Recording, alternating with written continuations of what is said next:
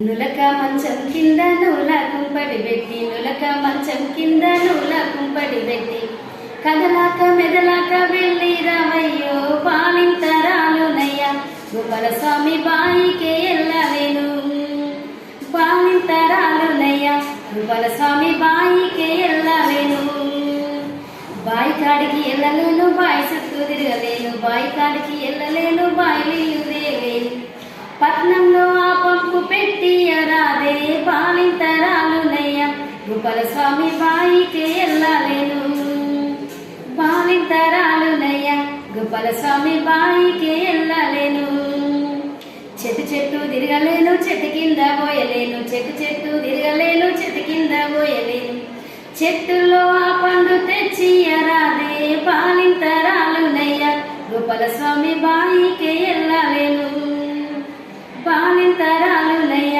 గోపాల స్వామి బాయికే ఎల్లలేను గుట్ట గుట్ట తిరగలేను గుట్ట కింద పోయలేను గుట్ట గుట్ట తిరగలేను గుట్ట కింద పోయలేను గుట్టల్లో ఆ కట్టె పంపన్న రాదే పాలింతరాలునయ్య గోపాల స్వామి బాయికే ఎల్లలేను పాలింతరాలునయ్య గోపాల స్వామి బాయికే ఎల్లలేను కందిపప్పు కడుపు నొప్పి పెసరపప్పు పేయి నొప్పి కందిపప్పు కడుపు నొప్పి పెసరపప్పు పేయి నొప్పి పట్నంలో ఆ పప్పు పంపన్న రాదే పాలింతరాలునయ్య గోపాల స్వామి బాయికే ఎల్లలేను పాలింతరాలునయ్య గోపాల స్వామి బాయికే ఎల్లలేను నులక మంచం కింద నూల కుంపడి పెట్టి నులక మంచం కింద నూల కుంపడి పెట్టి కదలాక మెదలాక వెళ్ళి రావయ్యో పాలింతరాలునయ్య గోపాల స్వామి బాయికే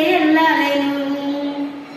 ఈ పాట యొక్క అర్థంగా చేసినావా సై ఈ పాట యొక్క అర్థం ఏంటంటే, ఒక తల్లి ఆ చిన్న పిల్లకి చనిపెడతా ఉంటే ఆ నూల కుంపడి పెడితే బాబు ఆరోగ్యంగా ఉంటాడు, తల్లి ఆరోగ్యంగా ఉంటారు.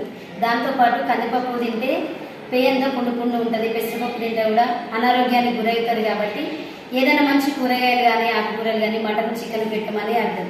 దాంతోపాటు కొన్ని పనులు కూడా తీసుకొచ్చి పెట్టండి అని చెప్పేసి డైరెక్ట్గా భర్తను అడగడానికి మొహమాటం అడ్డొచ్చి పాట రూపకంగా తన యొక్క బాధను తన యొక్క వేదన తెలియజేయడం జరుగుతుంది. మళ్ళీ గుట్టకెళ్ళి కట్టెలు తీసుకొచ్చుకొని వంట చేయడం అంటే చాలా ఇబ్బందికరం. కాబట్టి మీరే వెళ్ళి కొన్ని కట్టెలు తీసుకొచ్చి పెట్టండి అని చెప్పేసి తన యొక్క ఆవేదనను వ్యక్తం చేస్తుంది. బావి దగ్గరికి వెళ్ళి బావితో చేతితో తాడుతో నీళ్లు చేయాలి. కాబట్టి ఆ నీళ్లు చేరేటువంటి శక్తి తనకు లేదు అని చెప్పి పంపు పెట్టిస్తే బాగుండు అని డైరెక్ట్గా అడగలేక నేను బావి కాడికి వెళ్ళలేను అని చెప్పి తన యొక్క బాధను ఈ పాఠంలో వ్యక్తం చేయడం జరుగుతుంది.